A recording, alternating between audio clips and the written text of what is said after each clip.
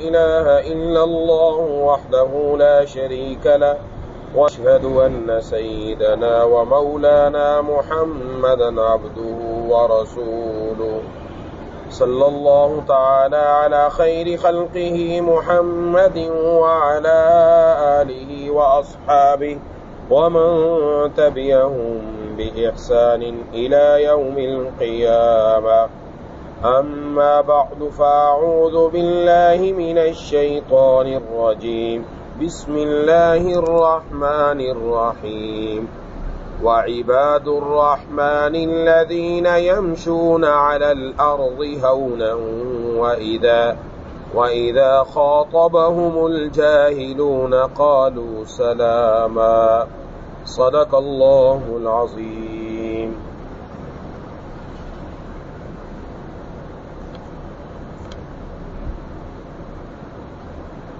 میرے دوستوں ساتھیوں اور میری ماؤں بہنوں اور بیٹیوں،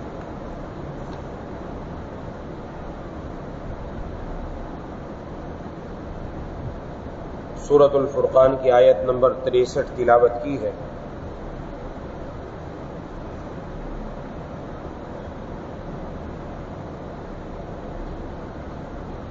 اس آیت سے سورت کے آخر تک اللہ تبارک و تعالی نے رحمان کے بندوں کی نشانیاں بیان فرمائی ہیں۔ ارشاد فرمایا وَعِبَادُ الرَّحْمَنِ الَّذِينَ يَمْشُونَ عَلَى الْأَرْضِ هَوْنًا، رحمان کے بندے وہ ہیں جو زمین پر عاجزی سے چلتے ہیں۔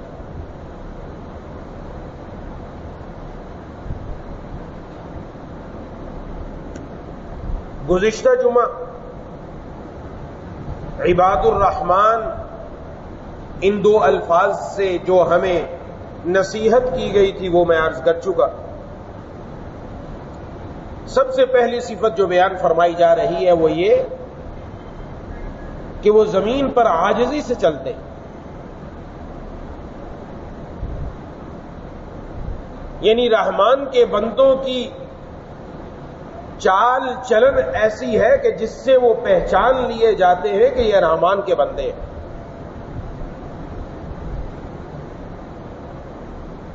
جب کسی انسان کو اپنے بیٹے بیٹی یا کسی اور معاملات کے اندر کسی سے تعلق قائم کرنا ہو یا رشتہ قائم کرنا ہو تو کہتے ہیں اس کی چال چلن دیکھو، کہتے کہ نہیں کہتے؟ سب سے پہلی بات یہ چال چلن دیکھو۔ انسان اپنی چال چلن سے پکڑا جاتا ہے، اس لیے سب سے پہلی صفت یہ بیان کی گئی چال دیکھو۔ اور رحمان کے بندوں کی چال ایسی ہے کہ وہ جب چلتے ہیں تو پتہ چل جاتا ہے واقعتاً یہ اللہ کے بندے ہیں۔ اب چال کیسی ہونی چاہیے؟ قرآن کریم میں دوسری جگہ ارشاد فرمایا کہ وَلَا تَمْشِ فِي الْأَرْضِ مَرَحًا، زمین پر اکڑ کر مت چلو۔ تم نہ تو زمین کو پھاڑ سکتے ہو اور نہ ہی اکڑ کر چلنے کی وجہ سے پہاڑ سے بلند ہو سکتے ہو۔ اپنی چال درمیانی رکھو۔ اور دوسری جگہ بھی یہی ارشاد فرمایا اپنی چال کے اندر اکڑ کر مت چلو۔ ان اللہ لا يحب كل مختال فخور، اللہ ہر مختال اور فخور کو پسند نہیں کرتے۔ مختال جس کو اپنا خیال ہو، جس کو ہم کہتے ہیں متکبر، اس کے اندر تکبر ہو۔ فخور فخر کرنے والا۔ انسان کے ظاہر کا اثر باطن پر پڑتا ہے اور باطن کا اثر ظاہر پر پڑتا ہے۔ دل میں تکبر ہوگا تو چال چلن میں بھی تکبر، دل میں تواضع تو چال چلن میں بھی تواضع۔ اس لیے یہاں فرمایا جا رہا ہے کہ اپنی چال میں تواضع اختیار کرو۔ محبوب کبریا خاتم الانبیاء سرکار دو عالم صلی اللہ علیہ وسلم، آپ کی چال کیسی تھی؟ امام ترمذی رحمۃ اللہ علیہ نے شمائل میں آپ صلی اللہ علیہ وسلم کی چال جب بیان فرمائی تو 3 باتیں بیان کی. حضرات صحابہ کرام رضوان اللہ علیہ مجمعین بیان کرتے ہیں کہ ہمیں آپ صلی اللہ علیہ وسلم کے ساتھ جب چلنا ہوتا تو ہمیں کچھ مشقت اور تکلیف اٹھانی پڑتی کہ آپ کی چال آہستہ نہیں تیز ہوا کرتی تھی, تیز چلتے تھے. آپ کے ساتھ ملنا اس کے لیے ہمیں تھوڑی سی جسم پر مشقت کرنی پڑتی. یہ بات سمجھنے کی ہے, بڑی اہم بات ہے.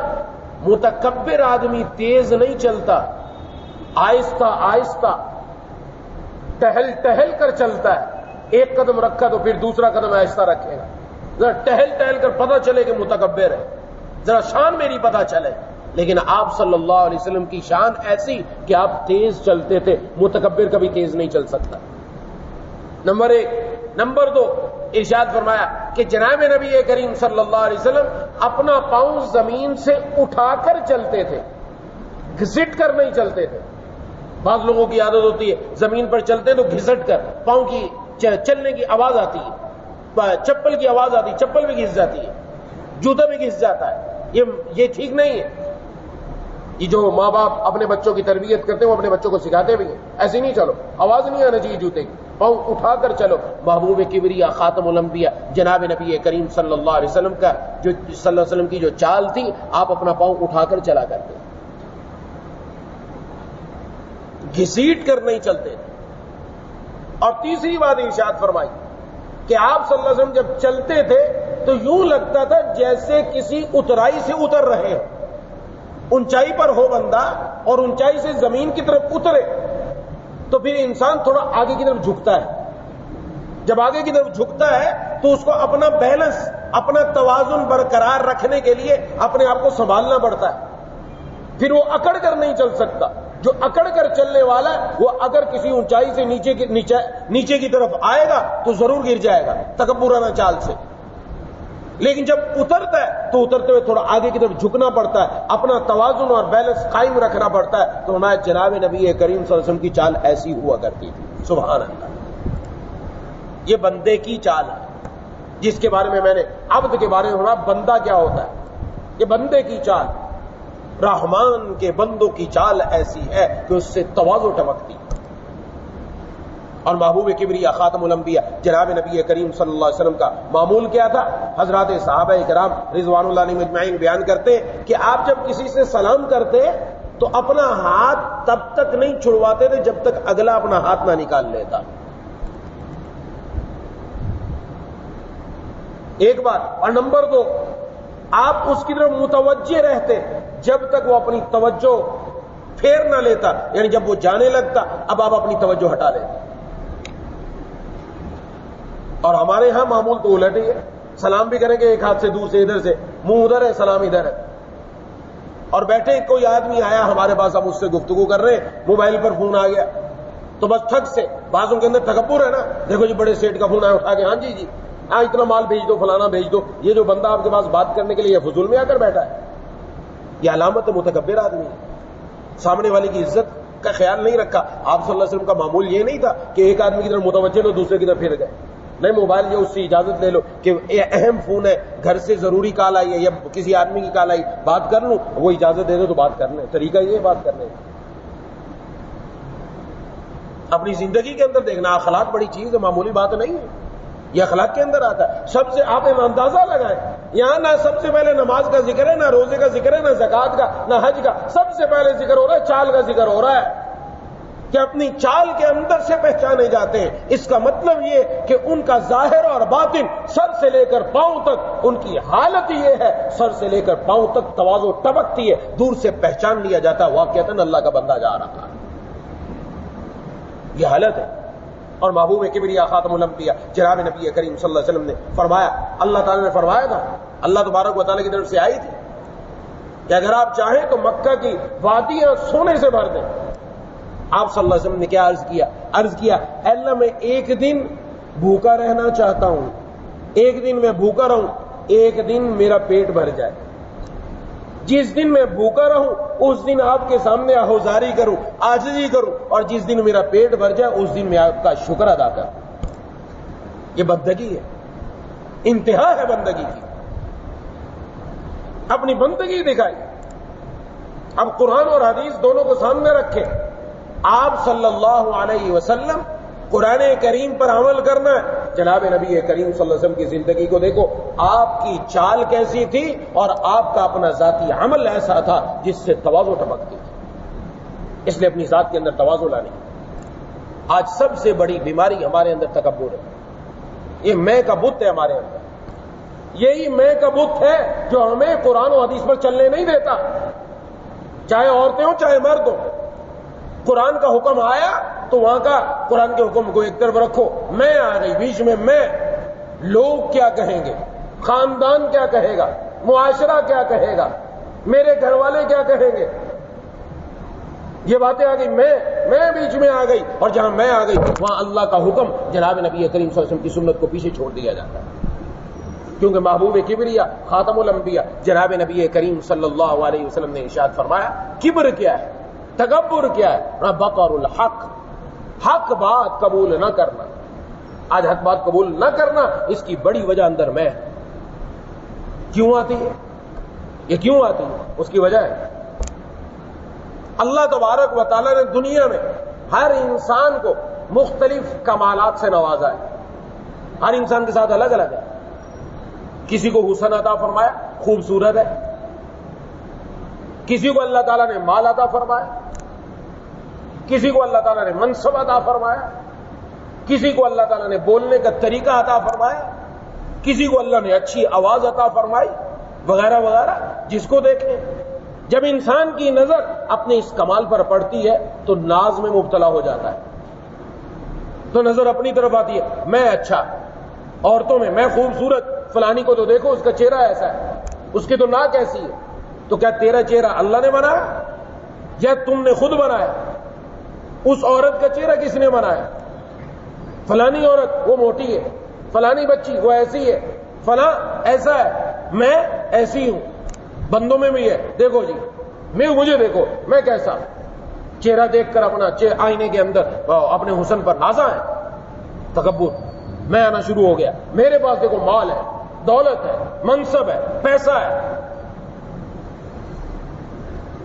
آج کل یہ لفظ بہت ہے، کسی سے کوئی بات ہوئی نا، جھگڑا ہوا، تو مجھے نہیں جانتا، یہ آگے جملہ کا ہے، تو مجھے نہیں جانتا میں کون ہوں، تو مجھے نہیں جانتا میں کون ہوں۔ ایسے ہی ایک آدمی نے کہا تو مجھے نہیں جانتا میں کون ہوں، تو آگے والا ہوشیار آدمی تھا، نیک آدمی تھا، اس نے کہا جانتا ہوں، مجھے پتا ہے تو کون ہے، تو پیدا ہونے سے پہلے ایک ناپاک قطرہ تھا، جب مر جائے گا تو تیری لاش سے بدبو اٹھے گی اور تجھے کوئی اپنے گھر میں رکھنے کے لیے تیار نہیں ہوگا، اور پیدا ہونے اور مرنے کے درمیان تو اپنے اندر گندگی لے کر گھوم رہا ہے، تیری حقیقت یہ ہے۔ اب بتا تو کون ہے؟ یہ ہے انسان، یہ انسان کی حقیقت ہے۔ ناز ہو تو کس پر ناز کرے؟ کیا یہ اپنی چیز ہے؟ یہ اللہ تبارک و تعالیٰ کی عطا ہے، اللہ نے دیا۔ جب اللہ تعالیٰ نے دیا تو پھر اللہ ہی کی طرف نظر رہنی چاہیے۔ جب اپنی طرف نظر آتی ہے تو پھر انسان کا سب کچھ برباد ہو جاتا ہے۔ یہ تکبر وہ ہے جو انسان کے گھر میں آگ لگا دیتا ہے، انسان کے دل میں آگ لگا دیتا ہے۔ اسی تکبر سے حسد پیدا ہوتا ہے، اسی تکبر سے غصہ پیدا ہوتا ہے، اسی تکبر سے جلن پیدا ہوتی ہے، اسی تکبر سے گھر اجڑتے ہیں، اسی تکبر سے انسان دوسرے کے دلوں کو تکلیف پہنچاتا ہے، چاہے مردوں میں عورتوں میں۔ یہ آ جاتا ہے تو پھر اس کی بات کرنے کے انداز ہی عجیب ہوتے ہیں۔ میں نے کپڑا پتہ نہیں کہاں سے لیا، برانڈ کا کپڑا، ہم تو برانڈ کا کپڑا پہنتے، تم دیکھو کیسے کپڑا پہنتے۔ قبر میں پتہ چل جائے گا کون سے برانڈ کا کفن لے کر آئے، وہاں پتہ چلے گا، وہاں بھی برانڈ لے کر جانا، پھر پتہ چلے گا کس برانڈ کا کفن جاتا ہے۔ کفن سب کا ایک ہی جاتا ہے، برانڈ شرینڈ دنیا میں مر جاتی ہے، یہی چلی جانی ہے۔ یہ انسان کی حقیقت ہے۔ یہ کفن کا چند گز کا ٹکڑا ہی لے کے جانا ہے سفید رنگ کا، وہاں کوئی رنگدار کپڑا نہیں لے کے جانا، اور وہ بھی ایک ہی جیسا لے کے جانا ہے۔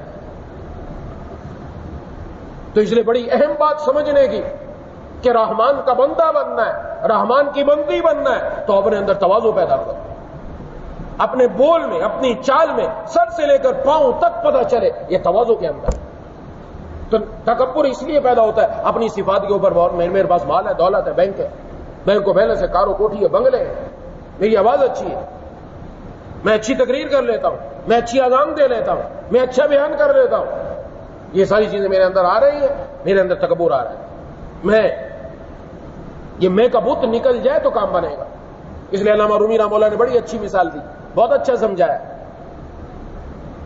کہ انسان گھر کے اندر اگر کوئی پودا لے کر آئے، گلاب کا پھول لے کر آیا، تو اس کے لیے پانی کی بھی ضرورت ہے، مٹی کی بھی ضرورت ہے، کھاد کی بھی ضرورت ہے، تو گھر میں لائے، گملے میں بہت سارے پودے لگا کر ان کو روزانہ پانی بھی دے رہے ہیں، مٹی تو ہے ہی اس کے اندر، اور کھاد کے طور پر گوبر استعمال کیا، گوبر اس کے اندر ڈالا، چند دن بعد وہ پودا نکلا، آہستہ آہستہ بڑا ہوا، یہاں تک کہ اس کے اندر پھول نکلنا شروع ہوئے، پھول کھلے تو گھر میں خوشبو پھیل گئی، گھر میں خوشبو پھیلی تو وہ گوبر نے کہا کہ یہ میرا کمال ہے، پھول کو کہتا ہے میرا کمال ہے، دیکھ میری وجہ سے تیرے اندر یہ حدت پیدا ہوئی، گرمی پیدا ہوئی، اور میں نے تجھے اتنا بلندی تک پہنچایا، تیرے اندر اس لیے خوشبو نکلی۔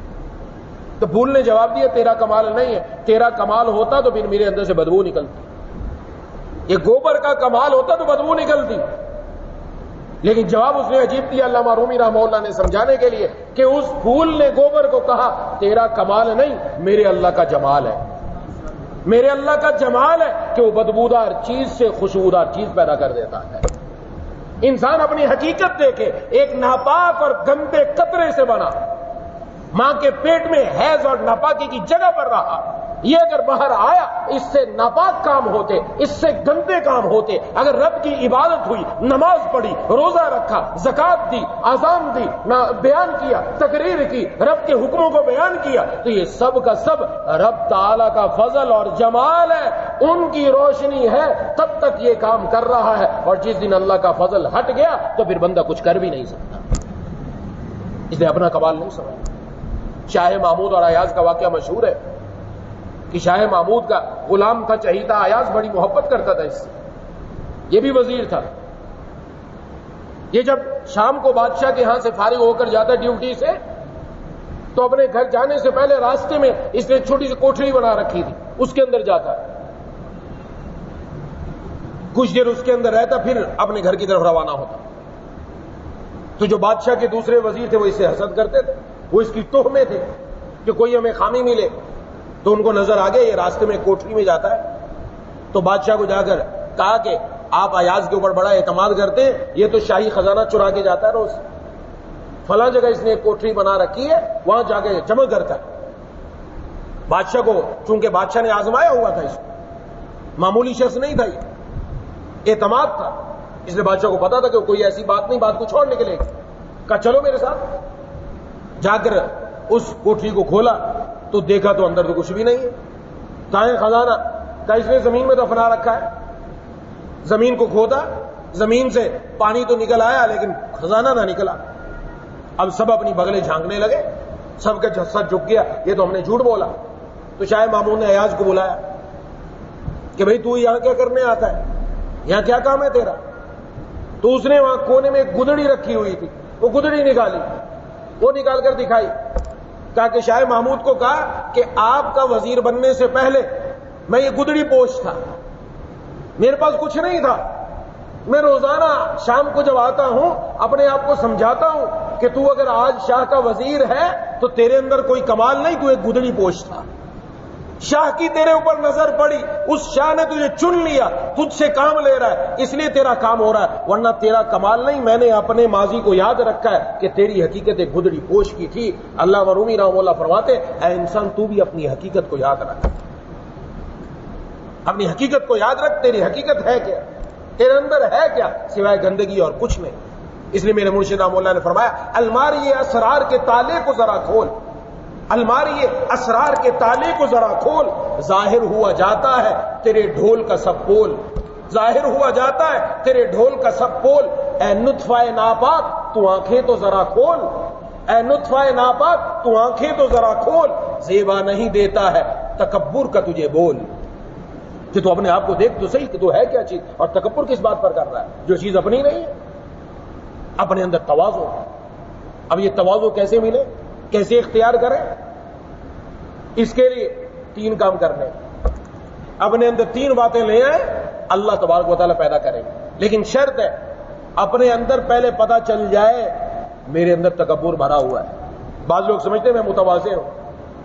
بندہ حقیر فقیر کہنے سے بندے کے اندر تواضع نہیں آتی.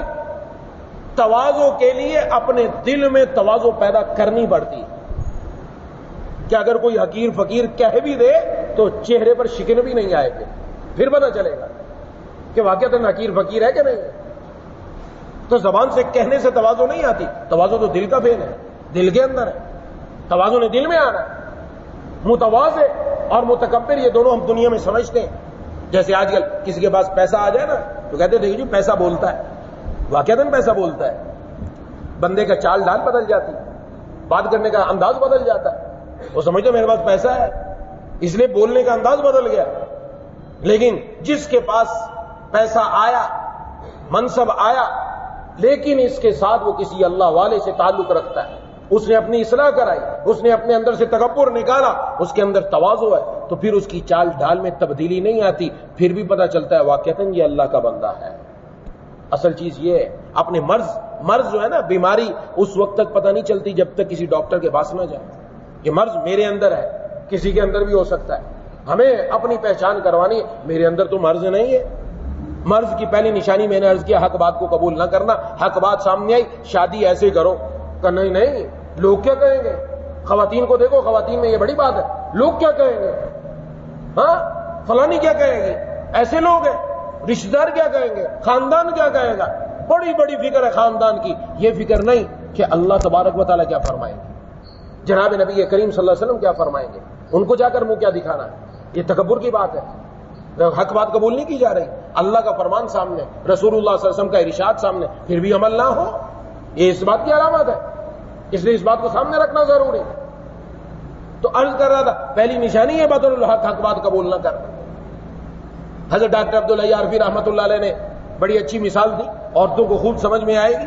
ارشاد فرمایا کہ جب انسان گھر میں پلاؤ بناتا ہے تو چاول کو پہلے پانی میں ڈالتا ہے تو چاول، اس کو کہتے ہیں چاول ابھی کھڑا ہے. چاول برتن کے اندر بجتا ہے، ٹک ٹک کی آواز آتی ہے. اس کا مطلب یہ ہوتا ہے ابھی تک چاول کے اندر سختی ہے، ابھی تک وہ اچھل رہا ہے، کود رہا ہے، ابھی اس کے اندر آواز آ رہی ہے. لیکن جب اس کا دم نکالا جاتا ہے تو پھر بالکل چاول لیٹ جاتا ہے، نرم ہو گیا، لیٹ گیا. اور نہ صرف لیٹ گیا، تواضع آئی، عاجزی آئی، بلکہ اس کے اندر سے خوشبو ایسی نکلتی ہے جو پورے گھر میں پھیلتی ہے، گھر سے باہر نکلتی ہے. پتہ چلتا ہے اس گھر کے اندر پلاؤ بنا ہے، اس گھر کے اندر بریانی بنی ہے، اس گھر کے اندر آج چاول بنے ہیں، یہ اس کی خوشبو نکلتی ہے. بندے کی مثال ایسی ہی ہے. بندے کے اندر جب تواضع آ جائے، جب وہ اللہ تبارک و تعالیٰ کے لیے جھکا دے اپنے آپ کو، رب کا حکم آیا، میں چاہے سیٹ، میں چاہے اونچے منصب پر، میں چاہے کیسا ہوں، لیکن اللہ کے حکم کے سامنے جھک گیا، اپنے آپ کو جھکا دیا، اللہ تبارک و تعالیٰ اس کی خوشبو پورے عالم میں پھیلا دیتے. اس لیے جگر نے کہا تھا میرا کمال عشق بس اتنا ہے اے جگر، میرا کمال عشق بس اتنا ہے اے جگر، وہ مجھ پہ چھا گئے میں زمانے پہ چھا گیا. میرا کام اتنا تھا، بس اس سے آگے نہیں. انسان کی پیدائش مٹی سے ہوئی. مٹی کو آپ دیکھیں گے نا، مٹی جب تک زمین پر رہتی ہے تب تک لوگ اس سے فائدہ اٹھاتے ہیں، تب تک اس سے فائدہ اٹھایا جاتا ہے اس زمین کی مٹی سے. لیکن جب یہ اڑنا شروع کر دے، آندھی آ جائے، گرد و غبار بن جائے، آنکھوں میں پڑنے لگے، تو پھر اس مٹی کو جھاڑ دیا جاتا ہے. پھر اس مٹی کی اہمیت نہیں ہوتی، جھاڑا جاتا ہے. آنکھوں سے بھی جھاڑا جاتا ہے، چہرے سے بھی جھاڑا جاتا ہے، گھروں سے بھی جھاڑا جاتا ہے. انسان جب متواضع بن جاتا ہے، من تواضع للہ رفعہ اللہ، جو اللہ کے لیے عاجزی اختیار کرے اللہ تعالیٰ اس کو بلند فرما دیتے ہیں. اور پھر جو اڑنا شروع کرے، میں کبوت آ جائے اس کے اندر، تو پھر لوگ اس کو بھی جھاڑنا شروع کر دیتے ہیں، پھر اس کی بھی لوگوں کی نظر میں کوئی حقیقت نہیں رہتی.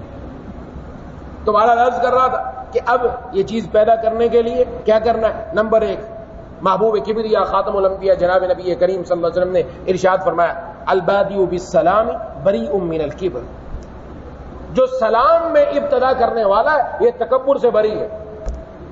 لہذا سلام میں پہل کرنے کی عادت رکھیں.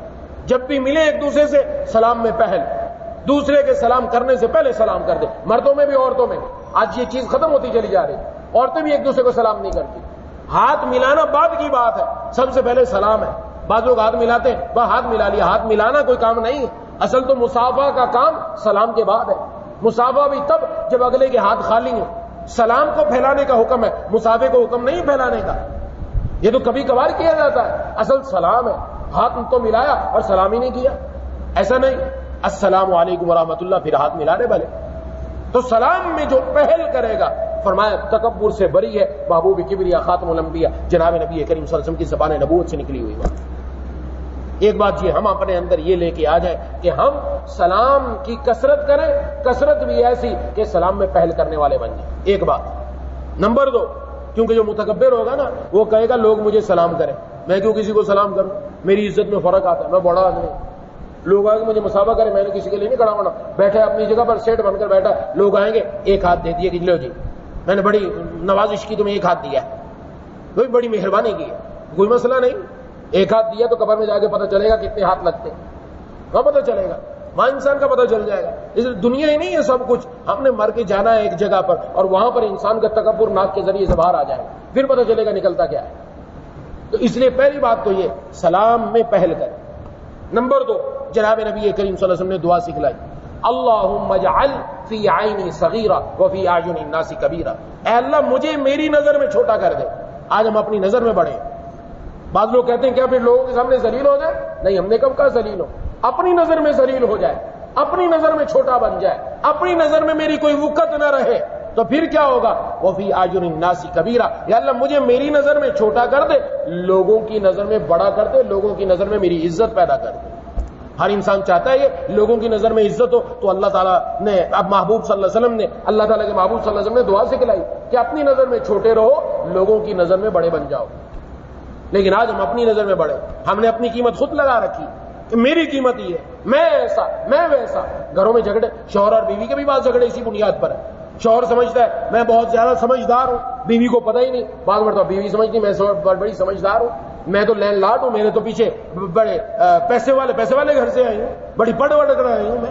جھگڑے شروع ہو جائیں گے. تکبر ہے، کوئی بھی جھکنے کے لیے تیار نہیں ہے. لیکن جہاں جھک گیا وہاں عزت جاتی نہیں.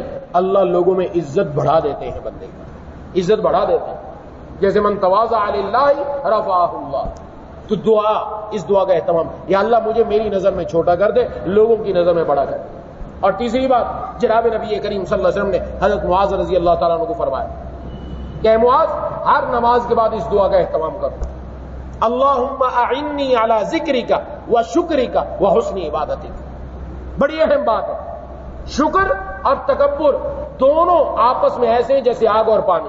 جہاں پانی وہاں آگ نہیں، جہاں آگ وہاں پانی نہیں. جہاں شکر آ جائے گا وہاں تکبر نہیں، جہاں تکبر ہوگا وہاں شکر نہیں. تو اللہ سے عرض کر رہے ہیں اے اللہ مجھے آپ اپنے شکر کرنے کی توفیق عطا فرما دیجیے، میری مدد کر دیجیے اپنے ذکر پر، اپنے شکر پر.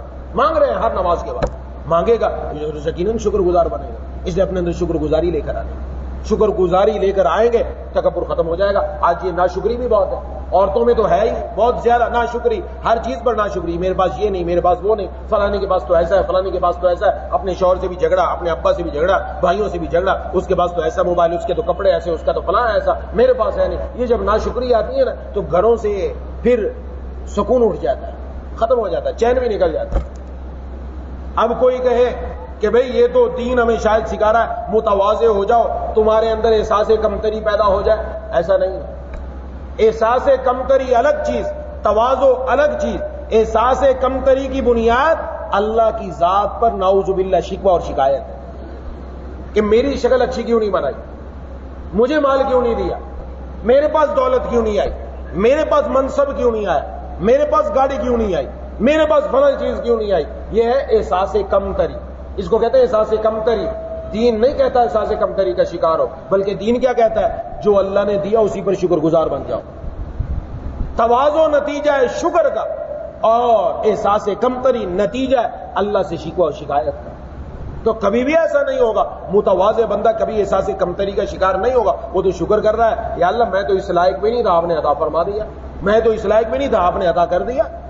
وہ تو یہ سمجھے گا نماز ہو، روزہ ہو، زکات ہو، حج ہو، عبادات ہو، کچھ بھی ہو، ہر ایک چیز میں وہ یہ سمجھے گا یا اللہ آپ کا شکر ہے کہ آپ نے یہ عطا فرما دیا۔ اس لیے کہا گیا ہر عبادت کے بعد شکر بھی کرو، استغفار بھی کرو۔ بعض لوگ ایسے ہوتے ہیں جو اپنی عبادات پر ناز کرتے ہیں، ناز کر کے سمجھتے ہیں میں بہت بڑا بن گیا، تکبر آ گیا، میں آ گیا۔ اور بعض لوگ ایسے ہوتے ہیں نعوذ باللہ، وہ کہتے ہیں میری نماز کیا، میں نے تو چند ٹکرے ماری اور کچھ ہے ہی نہیں، نعوذ باللہ۔ یہ بھی غلط ہے، یہ مایوسی کی طرف جا رہا ہے، یہ ناشکری کی طرف جا رہا ہے۔ نہ ناشکری کرنی ہے نہ تکبر کرنا ہے، بلکہ ان دونوں کے درمیان تواضع اختیار کرنی ہے۔ یا اللہ میری نماز اس لائق تو نہیں کہ آپ کی بارگاہ میں قبول ہو، آپ اپنے فضل سے اس کو قبول فرما لیجئے، اور آپ کی مہربانی ہے کہ آپ نے اپنے در پر سر سجدے میں رکھنے کی توفیق عطا فرمائی۔ شکر بھی ہو گیا، ناشکری سے بھی بچ گیا، تواضع بھی اختیار کی۔ جو بندہ یہ کرے گا اللہ تبارک و تعالیٰ اس کو اپنے پیاروں میں شامل فرما دے۔ تو اصل چیز یہ ہے، یہ بتائی جا رہی ہے رحمان کے بندوں کی صفت یہ ہے کہ وہ اپنی چال کے اندر، اپنی چال اور ڈھال اس کے اندر پتہ چلتا ہے متواضع ہے، چلتے ہوئے پتہ چلتا ہے ان کی زندگی کے اندر تواضع۔ یہ چیز اختیار کرنے کی ضرورت ہے، یہ چیز اپنے اندر لانے کی ضرورت ہے، اور ہر موقع پر اپنا محاسبہ کرتے رہنا چاہیے، کہیں میرے اندر تکبر تو نہیں آ گیا۔ کسی کے پاس جن سے مناسبت ہے، جس کسی اللہ والے سے کسی بزرگ سے مناسبت ہے ان کے پاس جائیں، اس کے بھی ڈاکٹر ہیں، جس طرح جسمانی بیماری کے ڈاکٹر ہیں روحانی بیماریوں کے بھی ڈاکٹر ہیں، ان کے پاس جا کر اپنا علاج کرانا پڑے گا، اپنے آپ کو رکھنا پڑے گا کہ میرے اندر دیکھیں کہیں تکبر تو نہیں آ رہا، کہیں میں کا بت نہیں آ رہا۔ اور جب تک یہ میں کا بت ہے کام چلے گا نہیں، کیونکہ بت تقدس کا گرانے سے خدا ملتا ہے، بت تقدس کا گرانے سے خدا ملتا ہے، اپنی ہستی کو مٹانے سے خدا ملتا ہے۔ جب تک یہ مٹے گی نہیں کام نہیں بنے گا، اپنے آپ کو مٹانا پڑے گا، اور مٹانے کے لیے ضروری ہے کسی کا اب ہاتھ اپنے سر پر رکھوانا، کسی کے سامنے اپنے آپ کو پیش کر دینا، کسی کو بتانا میرے اندر یہ چیزیں یہ تکبر میں تو نہیں آتی، اگر آتی ہیں تو مجھے طریقہ بتائیں کیسے۔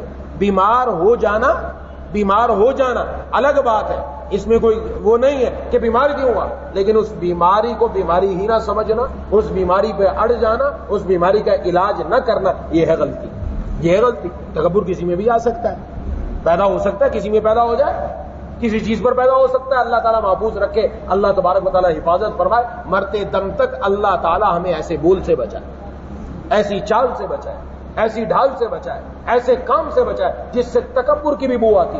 اللہ تعالیٰ ہم سب کو اپنے شکر گزار بندوں اور بندیوں میں شامل فرما دے۔ بس شکر گزار بن گئے انشاءاللہ تکبر سے نجات ہو گئی، تکبر سے نجات ہو گئی، شکر گزار بن جائے، الحمدللہ الحمدللہ کی رٹ لگ جائے کہ اللہ آپ کا شکر، آپ کا شکر، آپ کا شکر، آپ نے شوہر ایسا دیا، آپ نے نعمت ایسی دی، والدین ایسے دیے، گھر ایسا دیا، بچے ایسے، شکر شکر شکر، نہ شکری نہیں کرنی۔ جہاں نہ شکری آئے، جہاں شیطان بیچ میں آ جائے، جہاں نفس آ جائے، ایک طرف رکھ دو اس کو، ایک طرف کر کے دوبارہ شکر کے کلمات اپنی زبان پر ہو، پھر دیکھیں رب تعالیٰ اس دنیا کو انسان کے لیے جنت بنا دیں گے انشاءاللہ۔ دعا ہے کہ اللہ تعالیٰ مجھے اور آپ کو ان باتوں کو صحیح طور پر سمجھنے کی، اس پر عمل کرنے کی توفیق عطا فرمائے۔ وآخر دعوانا ان الحمدللہ رب العالمین۔ بسم اللہ الرحمن الرحیم، الحمدللہ رب العالمین الرحمن الرحیم مالک یوم الدین، ایاک نعبد وایاک نستعین، اهدنا الصراط المستقیم صراط الذین انعمت علیہم غیر المغضوب علیہم ولا الضالین۔ اللهم صل على سيدنا مولانا محمد وعلى آل سيدنا ومولانا محمد وبارك وسلم۔ ربنا اغفر لنا ذنوبنا وكفر عنا سيئاتنا وتوفنا مع الأبرار۔ اللهم احفظنا من كل بلاء الدنيا وعذاب الآخرة۔ اللهم أجرنا من النار۔ اللهم إنا نسألك رضاك والجنة۔ اللهم إنا نعوذ بك من سخطك والنار۔ یا الہ العالمین یا ارحم الراحمین یا ذا الجلال والاکرام، ہم سب کے تمام صغیرہ و کبیرہ گناہوں کو معاف فرما دیجیے۔ یا الہ العالمین یا ارحم الراحمین یا ذا الجلال والاکرام، ہماری، ہمارے والدین کی، بیوی بچوں کی، بہن بھائیوں کی، دوستوں احباب کی، تمام رشتہ داروں کی، اہل پاکستان کی، پوری امت مسلمہ کی مغفرت فرما دیجیے۔ بولے کریم ہم میں سے جو بیمار ہے، گھروں میں جو بیمار ہے، دوستوں احباب میں جو بیمار ہے، جنہوں نے بیماروں کے لیے دعا کے لیے کہا یا کہنا چاہتے تھے نہیں کہہ سکے، یا امید رکھتے ہیں یا پیغام پہنچا نہ پہنچ سکا، سب کو شفائے کاملہ عاجلہ مستمر عطا فرما۔ یا اللہ ہم سب کو خوب صحت اور قوت عطا فرما، اس صحت اور قوت کو آپ کی بندگی کے اندر لگاتے۔ مولا کریم رحمان کے بندوں کی جو صفت بیان فرمائی کہ ان کی چال سے تواضع ٹپکتی ہے، یا اللہ ہماری چال اور ڈھال اور ہمارے سر سے لے کر پاؤں تک ہر عضو کے اندر تواضع پیدا فرما دیجیے۔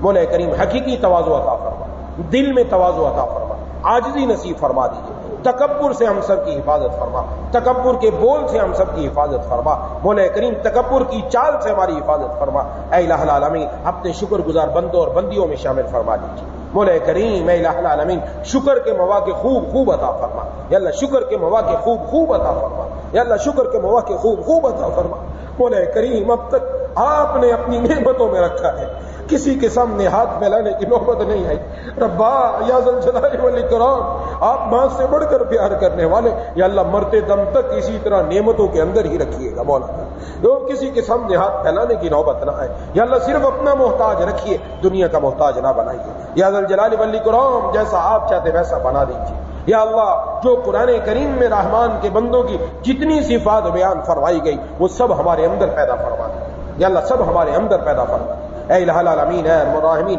ہم سب کا یہاں مل بیٹھنا قبول فرما دیجیے، یا اللہ میرے کہنے میں باقی سب کے سننے میں اخلاص پیدا فرما دے، ہم سب کو اس پر عمل کرنے کی توفیق عطا فرما، یا اللہ ہم سب کو اپنی نظر میں چھوٹا کر دیجیے، لوگوں کی نظر میں بڑا کر دیجیے، مولا کریم ہم سب کو اپنے ذکر پر اور اپنے شکر پر ہماری مدد فرما دیجیے، اللہم اعنا علی ذکرک وشکرک وحسن عبادتک، اللہم کل خیر لکل مسلم ومسلمہ، اللہم ارحم امت محمد صلی اللہ علیہ وسلم، یا الہ العالمین یا ارحم الراحمین یا ذل جلال والاکرام جتنے بھی سامعین موجود ہیں، جتنی بھی خواتین موجود ہیں، یا اللہ ہم مجھ سمیت ہم سب کے دلوں میں جتنی جائز تمنائیں پوری فرما دیجیے، اللہم انا نسألک العفو والعافیۃ والمعافاۃ فی الدنیا والآخرہ، اللہم کل خیر لکل مسلم ومسلمہ، یا ذل جلال والاکرام جتنی دعائیں آپ کے محبوب صلی اللہ علیہ وسلم نے مانگی ہیں وہ سب ہم سب کے حق میں قبول فرما لی، جن جن چیزوں سے پناہ مانگی ان سب سے ہم سب کو پناہ عطا فرما، ربنا تقبل منا انك انت السميع العليم وتب علينا انك انت التواب الرحيم، صلی اللہ تعالی علی خیر خلق محمد وعلى آلہ وصحبہ۔